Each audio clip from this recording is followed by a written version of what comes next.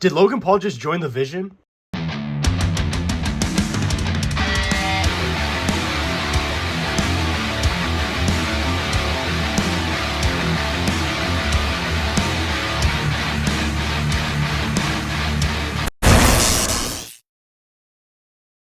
What's up, JW here today with the set review of Monday Night Raw, and this Monday Night Raw was a freaking banger. They kicked off the show with the new World Heavyweight Champion, CM Punk. It's awesome to see, like, a new, like, fresh person that had the title. I know CM Punk won at SummerSlam, but then obviously Seth Rollins cashed in. But it's kind of awesome to see CM Punk hold the title again, world, like, gold again, finally. Because last time we saw it was in AEW when he was the AEW champion. And if you didn't watch AEW, it's been since 2013. So it's awesome to see him having the World Heavyweight Championship on Monday Night Raw. He comes out and says he's going to be a fighting champion. He's always going to defend it. He's not afraid to defend it. He goes, it doesn't matter who it is. He named, like, AJ Styles. He thinks AJ Styles deserves a chance. LA Knight. He said he already beat Jey Uso, obviously. Roman Reigns. He just started naming a bunch of people. And then he said, John Cena. I know you only have a couple days left, but he goes, next Monday Night Raw, the Monday Night Raw after that, if you want to get a chance for the 18th world title, I'm always open for a chance for a title. And then Logan Paul's music hits. Logan Paul comes out, which we have not seen Logan Paul since Clash in Paris. I honestly like Logan Paul. I used to be a big Logan Paul hater for WWE. I'm really starting to like him. He comes out, and so he says he wants the world title. He wants to face CM Punk. Like, he's front in line. He's taking this opportunity. And before really CM Punk could say anything, ladies and gentlemen, my name is Paul Heyman. Paul Heyman comes out with the Vision and pretty much tells Logan Paul that he is in the back of the line and he needs to get out of here because Braun Breaker and Bronson Reed, the future of WWE, are the #1 contender for the world title. And Braun Breaker then gets on the mic and says, thank you, CM Punk, for holding on to my title because I'm coming for it and I'm going to win it. It's my time and everything. And then they tell Logan Paul to get out of the way or you're going to get jumped. And Logan Paul starts to get out of the ring. He's going, I'm getting the hell out of here. Goes face to face with Braun Breaker and he pushes him into the freaking the ring, like the end of the mat of the ring, and they slide in the ring and they start beating up CM Punk. And then Logan Paul is over by the barricade and he's going back and forth, like, should I go in to help? Should I go in?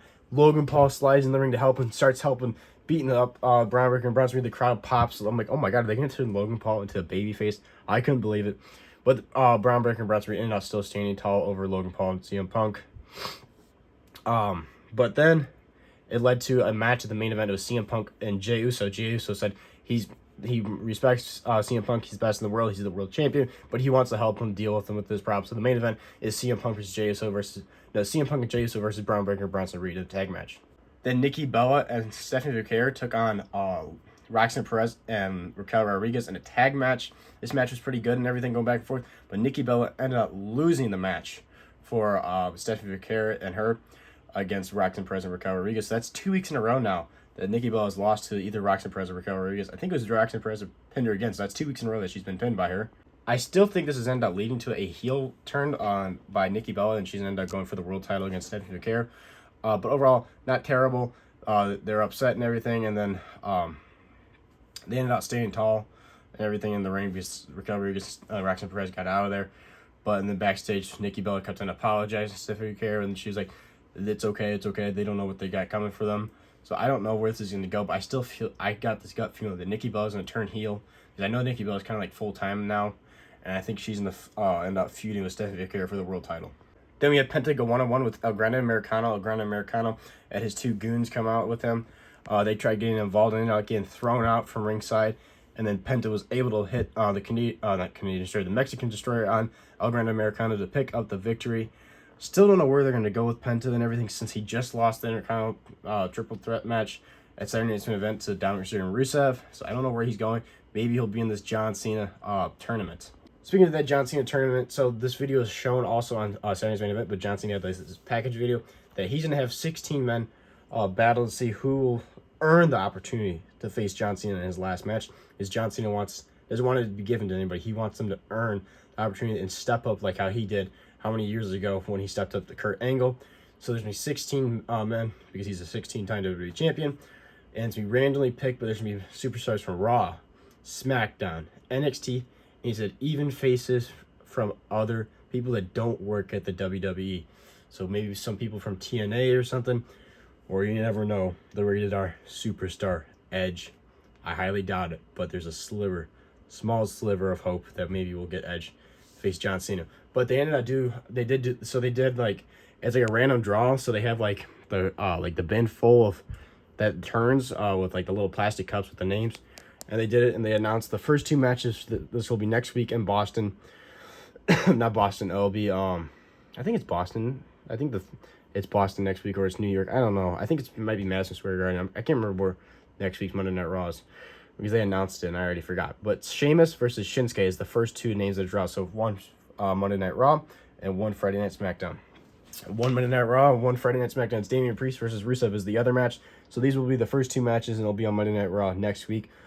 Whoever wins will go on, obviously, to move on in the tournament. I have a really good prediction. I think Sheamus is going to win this one. I don't see Shinsuke winning, and I think Rusev is going to win this one. I don't see Damian Priest winning. Rey Mysterio returned to go face-to-face with his son. Dominic Mysterio goes out to the ring, talking about how he's the greatest luchador to ever do it and everything. And then Rey Mysterio comes out. He returns. We have not seen him because he's been injured, and says, no, you're not. You need to get humbled and everything. You've been cheating and everything, and you're acting like Eddie Guerrero. And Dominic Mysterio said, keep my father's name out of your mouth, which I found absolutely hysterical, because all like the jokes and everything that Dominic's actually Eddie's son and everything.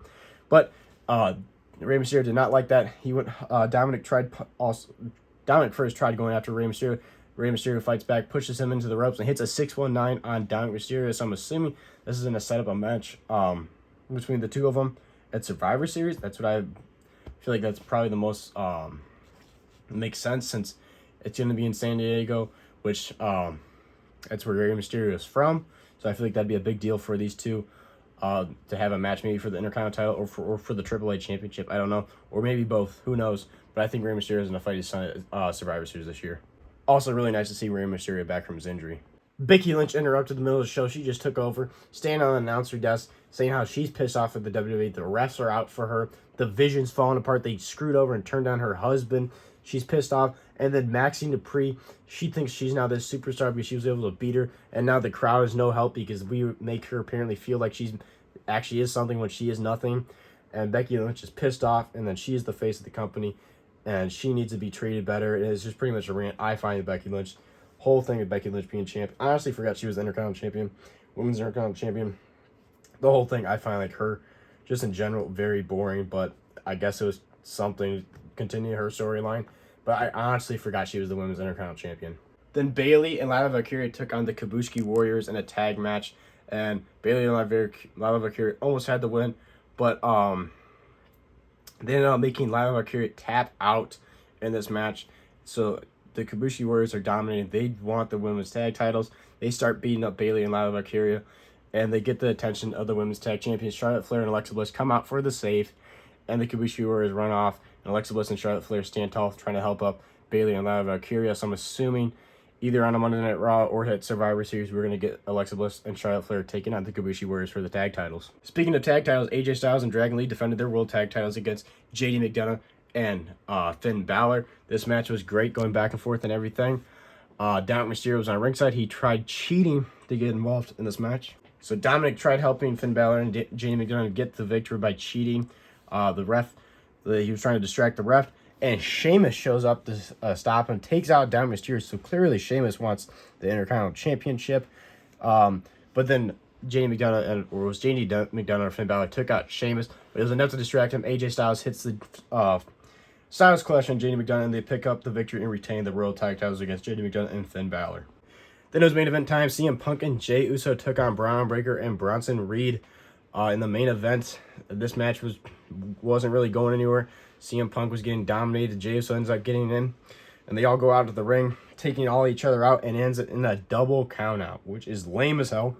And then Braun Breaker and Bronson Reed started absolutely destroying Jey Uso. Originally, they actually were standing tall, Jey Uso and CM Punk. They ended up taking out Braun Breaker and Bronson Reed. They had Braun Breaker on the announce desk, and Jey Uso was about to hit a splash on him. And no, they had Bronson Reed on the announce table, and then Jey Uso went around for the turnbuckle, and he got speared by Braun Breaker. And then it was all downhill from there. They hit a bunch of tsunamis on Jey Uso. Then CM Punk got on the ring with a steel chair and ran him off. But then Braun Breaker and Bronson Reed grabbed a steel chair and they went right after CM Punk, and Logan Paul slid in the ring once again, saving CM Punk. Logan Paul is showing that he's maybe a babyface now. He's standing there with CM Punk. They're about to go after Braun Breaker and Bronson Reed. He puts on the brass knuckles to defend himself because they both have steel chairs. And then bam! He freaking drills CM Punk right in the face with the brass knuckles. Paul Heyman standing there, Braun Breaker and Bronson Reed. And then Logan Paul staring at him. And Paul Heyman's like, it's your call. It's your call. And then he hands the brass knuckles to Paul Heyman, and they all kind of stand together. So did Logan Paul just join the Vision? Because I feel like that's a perfect person to join the Vision. He matches. They're all about the young future of the WWE, which he's young, and he is the future of the WWE, singing with Braun Breaker and Bronson Reed. So I feel like this match is perfect and probably sets up partly the War Games match for this year. So Logan Paul had us all tricked. I honestly thought they were going to start pushing Logan Paul as a babyface, and then bam, brass knuckles right to the face of CM Punk, taking him out. Very interesting. I honestly thought in this main event, I thought Jey Uso was going to be the one turning heel, which still could happen before War Games.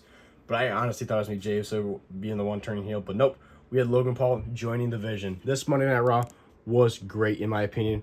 Honestly, the whole show was very entertaining. But yeah, overall, this whole show was very, very entertaining. The star of the show was great. Main event was great. Awesome seeing Rey Mysterio return. Tag title match was good. This whole John Cena thing, I like the tournament thing. I just really hope Gunther's not the one that retires John Cena, because that is a rumor. I hope it's somebody different. I know with the announcements of supposedly some people in this tournament are not going to be not people that work with the company. That is crazy. Very interesting. I think it's going to be TNA people. Like, when I trust my gut, it's going to be TNA people, but there's always that sliver of hope that it's going to be Edge from AEW. But overall, Monday Night Raw was a solid show. I'm going to give this show a 3.5 out of 5. It was actually, I'm going to give it a 4 out of 5. I really enjoyed it. If you didn't enjoy it, that's good for you, but I enjoyed it a lot. From the start of the show to the end of the show, I found this Monday Night Raw very entertaining. So 4 out of 5. This is JW. Make sure to like, subscribe, see you, and for your content, and I'll see you guys in the next one.